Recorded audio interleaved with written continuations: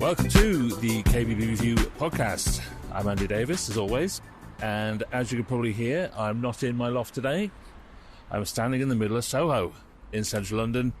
Now, while finding out that I'm hanging around the back streets of Soho will not come as a surprise to many, it's actually only about 10 o'clock in the morning, and we're here to start our first ever retail safari. So I'm also not alone here. Joining me, hanging around this street corner, is kbbreview editor-at-large Rebecca Nottingham. Hello, Bex. Hi, everyone. This is a bit weird standing on a street corner, isn't it, doing this? Let's not go into standing on a street corner. Not in Soho, no. I think the best place to start is by explaining what the flipping heck a retail safari is. So I'll leave that to you. What is a retail safari? Yeah, I mean, that's a very good question, obviously. It's a walking tour of interesting and innovative retail stores and environments outside, in this case, of the kitchen and bathroom world. Joining us today, we've got a group of independent kitchen and bathroom retailers, and the idea of this tour of all of these different types of retail environments is to expand their horizons, give them a bit of different inspiration, get them thinking a bit differently, how to view their customers, their showrooms, their displays. Yeah, this is proper get outside the box stuff, isn't it? And I've been wanting to do one of these for years, as you well know. I've been boring you with this for years. And look, here's the basic plan. Here's how it's going to work today, right? We've already had a bit of a briefing inside, but we're going to get our group of retailers. We've got our retail expert, Ian Scott, who's amazing, and he's actually been on this podcast a couple of times if you want to go back. In fact, I'll put the links through to the episodes he's done in the description for this one. Well, you don't want to miss him. So we're all kitted up, ready to go. We're going to go on this tour around London. He's going to show us lots of interesting and new things, and we're going to expand our horizons. Fingers crossed it doesn't rain. It's more. Let's be frank, it's a little bit drizzly. Yeah, and it's not exactly the easiest place to carry an umbrella. Not really. If you're in a group, see, I'm quite tall, and to me, umbrellas are just eye-poking machines. Yeah, exactly. They're a bit dangerous. I did switch, if you notice. I switched this morning to actual walking boots. So now I just look a little bit Dora the Explorer. Yeah, well, I'm wearing my Converse, so who's the more intelligent one? We'll see what happens. So look, here's the plan. We're going to give a bit of a running commentary as we go, and we're going to say what we think. We're going to visit the stores and do a little bit after each one, and then at the end we'll get all the retailers together, and we'll find out what they thought. Right, that's my plan. Yeah, sounds good. I think we might actually end up splitting this over 2 episodes. We've got quite a lot to get through. So if you can hear this, and I'm actually playing this bit and I've included it in the edit, this is part 1. Hello. Part 2 will probably be next week. Now, the important thing is the whole thing has been made possible with the support of Hetic, who we're very grateful to, because this is quite a high concept thing and they've completely thrown their weight behind it and really appreciate their support. And in fact, the UK MD, Simeon Gabriel, is on the safari with us today. So we'll also catch up with him at the end, and we'll get Ian Scott on here as well. So hopefully there's lots of voices, lots of opinions, lots of stuff we can talk through today, and I'm really looking forward to it. Me too, yeah. Do you know what? It's like you say, it's been on our radar for a long time, and I'm just really interested to sort of see the different spaces we go to and to see the retailers' reaction to them and the takeaways, bits of information and advice that they can take and actually utilise and put into practice. It's interesting to me, but it's also going to be interesting to see it through their eyes as well. Absolutely, yeah. In fact, it's probably worth saying that we started here. The reason we're in Soho is we've started at the Lush Studio, which is basically the offices of Lush, the smelly bath people. And it isn't actually a store, it's their offices, but you can book space here, and they've got loads of these pretty cool meeting rooms, and that's where we've started today. And I think it's probably, as Ian said when we had a little presentation at the beginning here, this is a fantastic example of how a retail brand, is using their own space for a kind of interactive, collaborative use. Anyone can come in here and use this if they want to, and I think that's a really interesting approach, even straight away, for how showrooms should be using their spaces. I think it's really interesting. Yeah, I mean, it kind of really fits well with Lush's brand identity, doesn't it, as well? Really non-corporate, welcoming office, and the people space. The people here that we've met aren't very corporate or on message either. They're like, come on in, have a cup of tea, do what you want. I find it's really, really interesting. Yeah, so really I think, relaxed atmosphere. From listening to what Ian said, I think we're going to hear quite a bit of that today. So let's get going, shall we? Let's get going, yes. Right, we're on Oxford Street now. I think we should give it its full title of World Famous Oxford Street. Absolutely. I think that's what we're supposed to call Isn't it the centre of shopping? As we know it. Well, what's been interesting, obviously there's some massive brands here on Oxford Street, but we've just been to the fragrance shop, and it's a perfume shop, and actually most of it looks like a standard perfume shop. There's rows and rows of perfumes on the wall, but actually in the window, and this is what Ian's brought us to see, is effectively a create your own perfume machine. And it was such an interesting example of how you can interact with customers, you can get them involved in what the product's all about, you can personalise it, and it's this sort of brilliant Heath Robinson, Willy Wonka machine, isn't it? Explain how it works.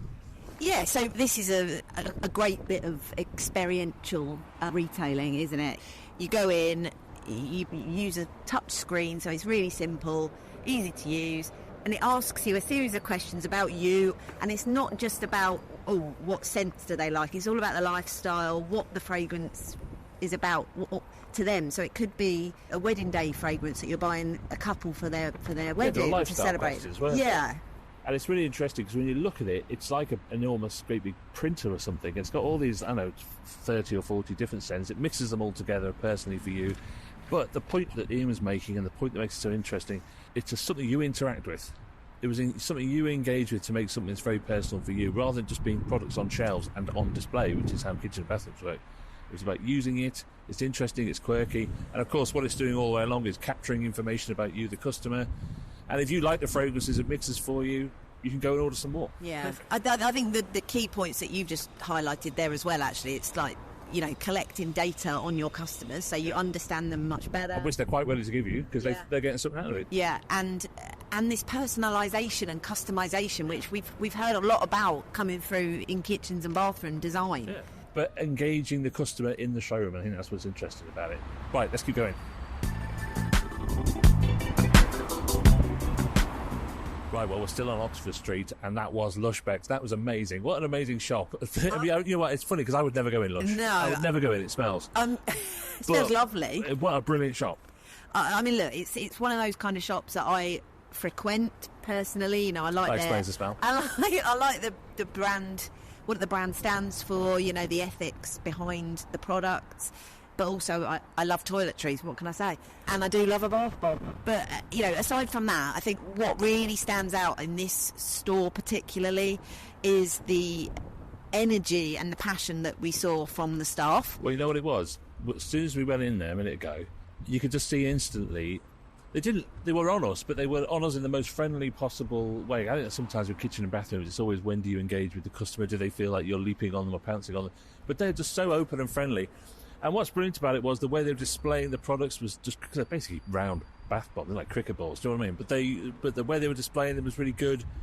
It's just such a fun, interactive place, and they were giving you permission to touch. I thought that was really interesting. Yeah, I think demo is a really big thing in Lush, but I think you're right. People going into kitchen and bathroom showrooms need to feel comfortable to open drawers and take a look, and Lush showed you perfectly how to do that. And I mean, the staff were, not only did they know everything about the products, and they were, like you say, they were encouraging you to get the most out of your visit, essentially. And they have upstairs here, they have this brilliant tie-in they've got with the new series of Bridgerton on Netflix, and it's just a great, set it all up to like a kind of Georgian living room bath thing, and they've got like an iPad photo booth thing set up that'll make you look like you were in Bridgerton. It's just, again, it's a brilliantly engaging, personalised thing, and of course you get to get the image of yourself as Georgian Bridgerton character, you have to give them your email.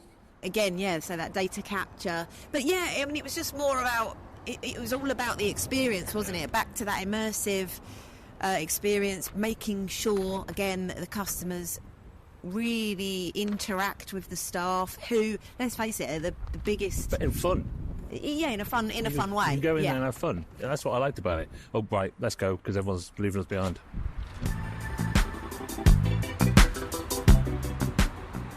Right, we're on Regent Street now, and we're outside Gymshark, and lots of people will know Gymshark for being online. I say I should know it. It's got the word gym in it. I'll be not honest, familiar. Yeah, it's not one I was familiar with but today either. I've heard of the brand being online, and this is their first ever actual physical store, their flagship store, and it's really, really interesting. And Ian's been running us through some of the history of it, that they got lots of it wrong to begin with. And part of the point is how flexible they are, how they're learning very, very quickly from how people move around the store, how they display things, and they're willing to change things overnight just to make it better. I thought that was really interesting. Yeah, well, I think one of the standouts for me on that one, obviously, is, again, understanding their audience. You know, they understand, being an online brand initially, that the influencers really, really help sell the product, the brand.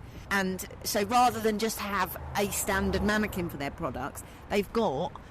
They've scanned in the influencers. And created mannequins based on them. So everybody can really identify it again. So it's joining the dots, really, I think.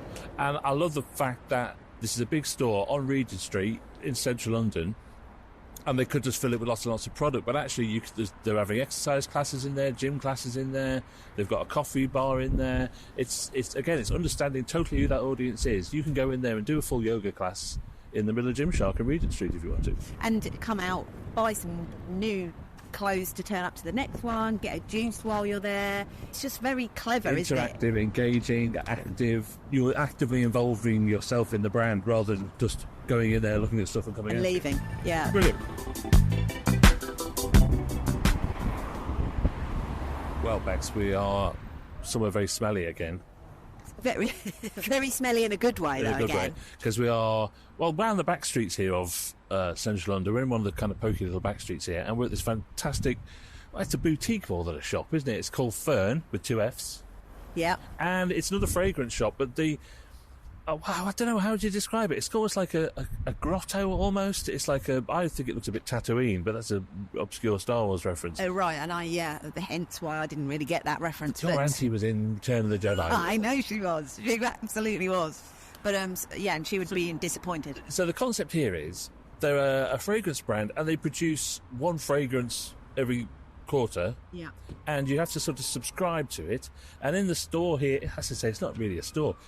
It's more like a tiny art gallery or something.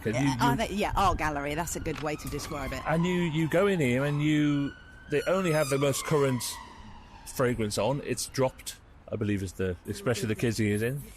The smelly kids are using. Yeah. But they also have this kind of library of fragrances in the back where you sit around and it's beautiful. I mean, look, it's just a really lovely, calming...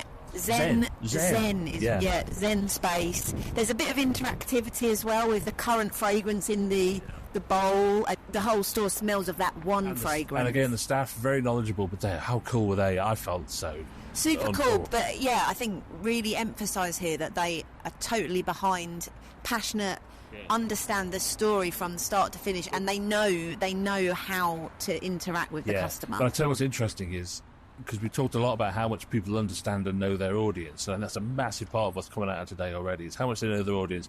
I am not the audience for Fern, and I knew that as soon as I walked in, but that says as much about how much they know their audience and anything else, that immediately I am clearly wrong with them. Yeah. Okay, well, we're still in the back streets, and luckily this one isn't quite so smelly. I mean, it's very nice smells, the ones we've had, but this isn't quite so stinky. This is Rafa. It's a bike shop, cycle wear shop, but this is another really cool place as well. And again, how well does this place know its audience? What we're looking at here, probably half the shop is taken up by a coffee shop. Coffee shop, yeah. Yeah, I mean, look, if anyone's nailed knowing their audience here, Rafa hasn't it? What was the story that Ian was telling us about this store, that a guy actually travelled on his bike from Oxford just to have a coffee in the coffee shop because he can interact with the brand, the product, and like-minded customers, and I just think that's a really, really amazing... They understand the connection between coffee shops and people who love cycling, and we've got a coffee shop at the end of our road, and on a Sunday you can't move in there for men in Lycra. It's just a massive thing, isn't it? And they're clearly quite happy for you to just come in and hang around all day, even if all you're doing is buying a coffee. But the rest of the store looks really cool, and actually I love this in the window. They haven't got a display in the window. What they've got is bike racks, because they know that people are coming here have got very expensive bicycles, and they are not going to lock them to that lamppost in the middle of London. They want to bring them into the shop and put them in the racks. That's knowing what your audience wants, isn't it? Yeah, well, it's relaxed in there. There was a dog in there enjoying his morning out with its owner, with a kid as well, So again, it's that kind of relaxed atmosphere, as far removed as you can be from a standard retail space. It's not a bike shop, is it? It's a space. It's a space for people who love cycling. Again, understand your audience. The touch I really liked was the display on the board where you could actually go and read up on new routes that you might not have discovered, and you could just pull the postcard off and take it off and go and enjoy a route. Brilliant. Right, we better get on our bike. Right, we've skipped one. We'll talk about the last two we've been to because they're both Uniqlo. Yeah, So yeah. we've been to two Uniqlo stores, big clothing stores.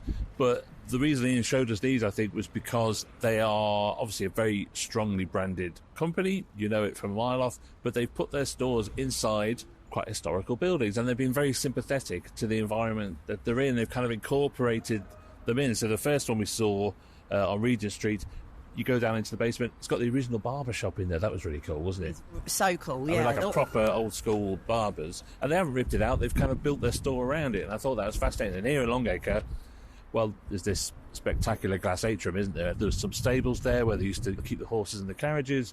Oh, it's just beautiful. Yeah, I love history, and London is obviously a hotbed of historical buildings and things, but to get a modern, contemporary brand like Uniqlo, keeping the heritage of that space is just lovely, isn't it? And actually, the one that we're in now, the story is on the wall about the fact that this used to be a coach and yeah, horses. It's really sympathetic, isn't it? And what I love about it is it just, I suppose, why would they do it as a brand? They're doing it because it underpins their respect for their environment, it underpins the respect for the history of things. You know, they're a brand you can trust. Brand you can trust, and they are curating something. They understand the power of the space. I think that's really interesting too. So I'm so glad we're coming here. It's so good. Now, we've just come out of a store that anyone who's been to London probably knows. That's Liberty. I love going in this place. It's like going to a 16th century manor house that also has tills. Obviously, this is one of the oldest department stores in the world. As you walk in through a florist. So again, it starts you on the right foot of your journey through that store. Yeah, it's a brilliant environment in there, isn't it? And again, they know the customer, don't they? But we came in here very specifically. Again, there's a theme here, isn't there? Do I stink Fragrance. or something? Do I smell? I cannot confirm or deny. Is that why you need to support us to all these places? Because I've got Stinky Andy on with them. This is why you're confined to your loft at home, isn't it? Come on. I think it's because perfume and fragrance, they are not big ticket brands, but they are purchases that you make to treat yourself. They are seen as a extravagant purchase, probably, rather than and a quite necessary personal purchase. again. Yeah. Like I think that's another thing. You know, it's going back into that personal. So what was great about this one was, unlike the first fragrance shop we saw, the fragrances weren't grouped by brand. They were grouped by smell.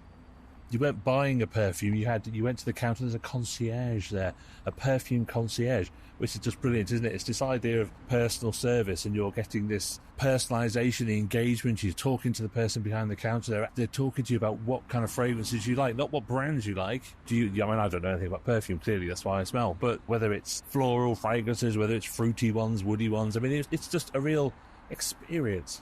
Yeah, and I think that, look, out of perhaps all of the retail experiences that we've seen so far today, this one feeds into that independent retail, big ticket kitchen or bathroom purchase, you know, talking to your client and really getting to know their lifestyle. Again, just is so important, and they nailed it here. Yeah, and Liberty, considering it's basically all concessions inside here, they really understand the Liberty customer, don't they? They really know that they have to give them that certain level of service, that level of experience, so that when you walk out, you know, oh, I've been to Liberty today. And I guess it's a bit like Harrods or Selfridges or any of this kind of stuff. I think we didn't spend much time there, but even at the front of the store, there's an interactive Prada display for glasses. I think it's just interactivity is like it is very key at the moment. They know their customers, simple as that. Okay, well, we're now at another London landmark here. We're right slap bang in the middle of Covent Garden. I do always love it here. I come and see the Christmas tree here with my son. Yeah, I know, big fan of Covent Garden, love it. It's a really nice place to hang out. So this is a beautiful, beautiful building, but inside here now, literally right on the corner of the garden itself, is Glossier. And again, not for me. I'm not the audience of this place. It's clearly aimed at very rich teenage girls. Yeah, I was going to say, it's not a brand for a 44-year-old woman either, but again, it knows its audience, doesn't it? Yeah, so it's basically a very upmarket cosmetics store, and inside it's all completely pink. It's very cool. There's mirrors everywhere, and literally they are basically makeup tables that you stand there and try them out. Yeah, again, here is the key for this one, how they're doing things differently, is that when you go into other stores like Boots or Superdrug or something, you're not encouraged to try the product on unless you've got someone putting it on you themselves. Here, it's all about, look, just try it before you buy. You know, it's wall-to-wall mirrors all around the store. The girls are clearly enjoying their day out in the store, trying on all the makeup and everything. So everybody's going to walk out there with a purchase. With something. And when there's no tills or anything, there's staff walking around with iPads. You put your order in with them, and then it kind of appears on this fantastic pink conveyor belt. Which was fab. Only one flaw on that was that what happens to the bag if you're not there to collect it, which did happen, and we're not really sure. Good point. But what happened to your order? But you know what's brilliant about it is Argos have been doing that for years. And yeah... They didn't have a pink conveyor. Here it felt like a brilliant part of the experience. Although I did look like a dad who's clearly waiting for his daughter. I think we all looked a little out of place in there. But, again, know your audience. Yeah. That concludes our tour here now. So we're going to head back to Lush to have a chat with our retailers. But what are your main takeaways here? What's the main things you're thinking, oh, yeah, that's what I've learned here today? For me, today reinforces this importance of getting to know your client, immersive retail environments. I think that is the key. Before we went out on this tour, Ian gave us a quote from the Nike president that said, retail isn't dead, boring retail is dead. That quote really sums up the experience from today. What stood out for me was this idea of breaking the fourth wall a bit. Customers come in, they look at your stuff, they decide whether they want it or they don't, and they leave. It's this idea of getting them involved in how the actual machinery of the store works, giving them stuff to do that is enjoyable and it's fun and it's there for everybody to have a go at, and it immediately engages them, draws them in. You've got to interact with the staff to be able to do that. They're not being shown something by the staff, they're being encouraged to have a go at something by the staff, and I thought that's just brilliant. And that's where this personalisation thing comes in as well. Give them something that they can take away that's theirs or they've made for themselves or that they've done for themselves, and they feel like they've had an experience while they're in there, and if they do that, they're coming back. Yeah, I mean, again, experience, isn't it? I think the other thing that really stood out, particularly in Lush and Fern, was how important staff are to your business. If they are engaged and passionate about your business, they are going to sell the product. And reflect all the values and, absolutely no question about that. Particularly in Lush, the importance of the staff stood out. That applies to any retail business, not just kitchens and bathrooms. I think another thing for me was, we saw it in Rafa, we saw it in Lush, the idea of your showroom, your shop as a community space.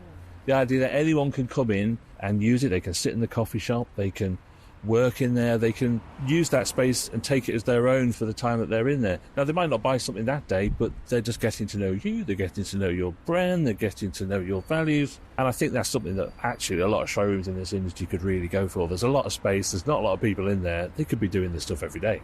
There are a lot of showrooms that do events really well, so perhaps it's not too much of an ask to take that into a daily... coffee shops, art galleries, use it as a space that the local community groups can come and meet. It could be anything like that, but it gives you this idea all along that your space belongs to the community, and for a local independent. Well, so many ice creams going at that speed. For the local independent, that's just perfect. I think a big part of it as well is having a story of your business. Your brand has a story. It's not just what does your brand stand for, it's your brand has a story, and often it's a very personal story as well, about how it was founded and how it ended up where it is. That's really true.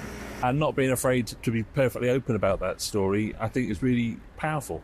In all these big stores we've seen, they really want to desperately be independent retailers. They want to be local independent retailers in how they approach their staff, how they approach customers who come through the door, but they're not. They're massive, great big brands on Oxford Street. That's a really good point, actually. Yeah. Right, let's get in there. Let's talk to our retailers and find out what they thought. We've given them some time to kind of ruminate the day. That's why we haven't grabbed them all on the way around. We've given them time to have a think.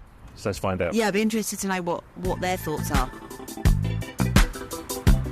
Okay, it's Andy here again. I'm actually now on my way home from our retail safari, and now we've recorded everything we've done. It's pretty obvious that we do actually need to split this across a couple of episodes. So hopefully you just listened to Bex and I giving our running commentary, and now you're about to hear from the first of our retailers talking about their thoughts and takeaways. It was actually really interesting to hear what stuck for them out of everything we've seen today, and what they think it might mean for their businesses, what they might be able to change, what ideas it's given them. It's really good. So if the intention today was to get them to question the status quo a bit, I think, as you'll hear now, we certainly achieved that. Dan Hughes, Scale UK. Liz Panlin Jones, Lima Kitchens. Lisa Kine from Ripples London. Chris Tolwood from Premier Class Kitchens and Bathroom. First of all, in the front of your head, what is your initial thoughts from today? What's the first thing you're going to go home and tell everybody all about? That things are not as bleak as they seem to be. The initial graph shows an upward trajectory of online sales, but online sales is not just online sales, it's economy in general. You take out the blip of COVID, where we're mad, and actually that track is continuing, the trend is continuing upwards. So yes, we can look at things with a very negative point of view and say, oh my God, the world's coming to an end in a recession, but actually it isn't. And we need to be more positive about the economy and the industry as a whole. I think there's some deadwood that needs to be trimmed a little away somewhere, but things are not as bleak as they saw. I think positivity is a really good way to put it today, actually, because what we saw in so many of the places that we visited was an enormous amount of positivity about trying new things, about creativity, about sort of pushing the boundaries of things. And that is a very positive approach to how to make retail more productive and more professional, is to try new things and push the boundaries as much as you can, rather than just, well, we've always done it this way and the market's bad, and blaming the market all the time, or blaming the economy. It seems very proactive is a lot of what I've seen today. What do you think, Liz? I do think it looks brighter than what we're told. For me, what I'm going to be taking back is an enthusiasm to do some of the things that we've spoken about at the showroom, about trying to turn our referrals into community. So it's difficult to get repeat business from the same client, but being able to have that community so that the word of mouth spreads faster and a little bit more fluid is what will be beneficial, I think. Yeah, that's interesting. Liz, what do you think? For me, the big takeaway was in certain stores how little product there was on display, and about being able to create a story about the business so that people buy into who you are and what you're trying to achieve. But the sort of resounding thing was people like Fern and at Lush, the staff's enthusiasm and passion for their brand, I think, came across really well. And that gets you more sales than any display ever will. Yeah, what do you think, Chris? I think it's been nice to meet other showrooms, particularly, because we meet a lot of reps and suppliers, but how we're feeling to what we're told by reps isn't necessarily the same thing. So it's nice to hear that other people are in the same boat as us. And then more being out and about, I think, seeing a lot of these retail shops, how they're moving forward, because the construction industry as a whole is quite far behind the times, I think, sometimes, and how they are so ahead of us and how they display things, how their retail spaces are trying new tech actually to help you sell things, not necessarily incorporating tech in the products, but using it externally, I think. Yeah, that's really interesting, isn't it? One thing that stood out for me was the idea of central London retailers, branded retailers, trying to be quite independent in the way that they approach things. It's all about trying to create a certain degree of community, like you say, but a certain degree of engagement within the store with the staff, like you say. So it's not a kind of cookie-cutter corporate approach anymore. It's about trying to create an element of localness out of an actual corporate brand. Does that make sense? So what more can you do you think, to enhance your independentness from what you've seen today? Liz, what do you think? My mind is just set on being able to, I suppose it's network, but take our space and use it as more of a destination for, someone was saying about interior designers, but we have a lot of architect contacts, so getting them to use our space when they're coming out to the area. And yeah, just building that referral. We saw that in the bike store, didn't we? That you could come and buy like in the shop. There was a cafe there, so it wasn't necessarily coming in to buy something. It's creating a community around like-minded people, wasn't it? And architects, designers, perfect for that. Yeah, and just putting those minds together, sitting down, being able to get something complete earlier on for clients as well, and just build that trust between the professionals as well. Lisa, what have you seen today about the physicality of an actual store that's made you sort of think about how you might look at things in the future? So again, going back to the Lush example, was the fact that they had different environments. The upstairs bit was a lot more immersive, much more touchy-feely. Then they had that sort of gorgeous, almost like a sushi bar going around, just creating different ideas. And the whole showroom doesn't need to be one display after another, I don't think, anymore. What I thought as well, they're incredibly welcoming. You know, you could walk in straight away, not necessarily you're walking into a shop or walking into an overall environment like. So what do you think? So when we set up, we opened doors 2020, but we did the renovation in 2019. The showroom was designed so we were going to have architects in and have spaces for other companies to use. Then COVID shut us down and we never took that further. I run my construction business out of the showroom, so I get my clients from there to come in by default. But noticing how there's so many collaborations happening, that is actually an interesting thing to pick up again, because we're lucky with the size we've got in Basingstoke, but we set up to do it and then we never collabed with anyone because of COVID. So that's definitely an interesting point for me to pick back up on. What do you think, Dan, about what you can talk to your retailers about to help them? What can you do to help them along these kind of journeys, do you think? Two things that came across is one from Lush, the panache, that theatrical that you spoke about, but also giving people free rein to bring out the best in themselves, not be so constrained that you design that kitchen, you sell that kitchen. That is it. That is the limit of your involvement. Bring more of that person out and take that into the business. And the other was Gymshark, completely online retailer that launched themselves and were doing incredibly well. If anything, there is no need for them to ever have a high street presence. They've got a high street presence. And there's a reason for that. I think this is one of the hardest industries to actually break through with a completely online presence, although there are companies that are doing it and they're doing it very successfully. Does not mean that it's the be-all and end-all. The trick is retail's changing. It has changed and it is going to continue to change. You have to change with it. You've got to take that next step. You've got to make it more engaging with the customers, make it an experience. That's what I found so interesting as well. In Gymshark, you can go there and take a class. It's not just about buying a sweatpants or whatever it might be.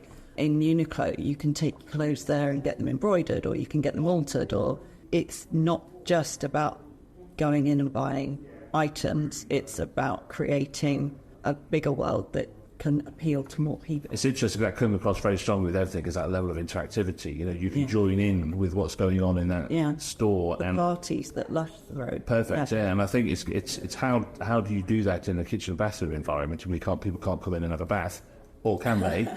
Because there's the idea of having some kind of spa element to a bathroom show. It's not new, but it's along these lines. I think kitchen guys have cookery demos and that kind of thing, but actually, is a cookery school more of a thing than a demo? Yeah, they're a little impersonable, the demos, because you're all sat around and you get a little bit of mingling eventually, but doing something perhaps a bit more intimate in a class, or maybe a discussion about contemporary kitchens and the colours or something like that, and just having 5 or 6 clients in might be more beneficial. But I think the trick then is that showrooms have got to become more inviting. And I know square footage is expensive, and the old adage is if it's not paying its way, then it shouldn't be in the showroom. But that's old school thinking, and it's old days thinking. Are soft furnishings, a couple of sofas, places where people can sit, relax, be slightly more informal, needed in showrooms and studios more than a rigid desk where you present the design and make the sale. And then that leads on to other things, like a coffee shop, like a cookery day, where people come in, or you could even open it up to kids, come in and learn to bake on a Saturday morning, that kind of thing, and just have, like you said, a community engagement, bringing people in, and then that community engagement feeds to your friend looking for a kitchen. Oh, we tried that place down the road. We take our kids there once a month because they do a cookery class on a Saturday morning. Just thinking outside that box a little bit, and how you can engage with people in a different way. Yeah, and I think you're right. These are not showroom environments that you engage with frequently anyway. It's not like you're going to a shoe shop or going to a bike shop, or you might do it every now and again. You've probably never been in that kitchen shop or bathroom shop that you've walked past for the last 20 years until the point where you want one. Yeah. What we're talking about here, I think, is trying to create a little bit of footfall that might not necessarily pay out today, but might pay out down the line. Because you were very much of the mind that, like Dan says, that you could have a display in there, or you can't change the displays very often. What's your head thinking now around those kind of things? So we do change. So for example, right now, every single kitchen in our showrooms up for sale, we've already replaced probably a third of our bathroom displays over the last 4 years, and I've got another 9 being replaced. 30 bathroom displays and 11 kitchen displays or something at the moment. So we are replacing them, but it's a big space, so it's a big cost. And if you get it wrong, first, it's not something you can just change next year, especially on the kitchen side of things. Bathrooms is a bit easier, but our mistake right at the start was going with the manufacturer's recommendations. For example, one of our tile comes in one of our bathroom displays. We tiled a whole display because it was their best-seller tile. We didn't even open the doors before they discontinued it. The kitchen displays, we had one of our brands that didn't even make it past opening because they recommended a door that they discontinued. So we kicked them out of the showroom as a result because they cost us about 15 grand on that display and we've never been able to sell for it. So it's not an easy thing to replace, which is why it's got to be right. So you need a bit more research. We're a bit naive, I think, coming from the trade world into the retail world. We're a bit naive on who rusted. It's a more considered approach, I think. But I suppose what today has demonstrated, I think, very well is the idea that showrooms aren't just showrooms. They aren't just a room where you're showing things. They have to be an interactive, engaging space, and that's not necessarily about how many displays can you squeeze in. It's just how it would have been 20 years ago. Yeah, we've got full settings. They're full kitchen settings on each, but we were under the impression, Stog, that you have to have an entire kitchen set. Yeah. You have to have one brand in one display, whereas we're not doing that now. We are going to mix brands to create a theme in a display rather than a style. So we're trying to flip it on its head slightly. Just picking up on one thing you said, and I know we are doing this slightly off the topic, but it does come into the collaboration side. We're saying showrooms need to collaborate more with the community to engage with the customers in a different way, but I think that works just as well from a manufacturer's point of view. It's about time the manufacturers started listening more to their customers and saying, what do you want to sell? What do you think is going to happen next? Rather than us saying, this is what we think, when we're completely disconnected. I think that's absolutely right. The whole thing moves and changes along, and I think you're right. The nature of this sector is quite far behind because it's not fast-moving stuff that you're trying to sell. All right, so look, you're going to go home today, you're going to get back in your business tomorrow, and they're going to go, how was it? What did you find out? Tell me one thing that you're going to tell people in work tomorrow about what you've learned from today. I'm going to go back this way around. Chris? I think to make the showroom more interactive, collaborative with the end user instead of just being a display. Try and gain more interest, display by display. Maybe we should start banning the word display because display is not an interactive thing, it is a static thing, and so it's not a display, it's a something else. But Lisa, what are you going to tell them tomorrow? So I know that a couple of our showrooms have already got this, so I'm catching up, but I will be adding a screen so that I can show more visual things to clients to, again, sell the message of design within our showroom and making sure that the visuals from outside, so right from the pavement, people know what I'm about before they even come in. Liz? I'm going to be going back and getting the guys to help me create more fluidity between the showroom and our online presence. On our displays, we detail costings and things, but I think we've really missed a trick on that by not having a link to projects we've completed in those products for different colours or slightly different style, and that we should have that continuity. For me, I wrote down screens in showrooms, what content, how to make it interactive. We've all got a story to tell. We're not telling it. Now, you can't tell my story anymore. I can tell yours, but I'm expecting you to sell my goods. So one of my jobs that I'm going to do is go back and I'm going to work out what content I need to make, how I can make it interactive with the customers so I can pass it on to our showrooms, give them the tools that they need to tell our story, to interact with their customers, to make it more of a fluid transition. The biggest problem we have is people walk around the showroom, we've got all the displays, they're in a colour, they're in door style. I don't like anything you do because they haven't seen the colour potentially that they like. I want a shaker kitchen. We've got 4 shaker kitchens on display, but they're not necessarily the colour that the person wanted, so they didn't like anything. So creating the displays for a screen, a TV, etc., that we can flick to, it's the same display but in all the colours. If people don't see exactly what they like, they just don't like it. But when we went to Gymshark, they had the range, but then on the screen was in this case, the influencer, but having it in multiple colours flicking through. But they only had in one of the racks it in black. Well, look, thanks so much for coming. It's been so interesting, and I hope that you'll tell me what you've done when you get home. So thank you very much. Thank you. That was Dan Hughes from Getley, Liz Pampling-Jones from Numa Kitchens, Lisa Kine from Ripples London, and Chris Tolbod from Premier Class. Thank you to them for coming, sparing their time.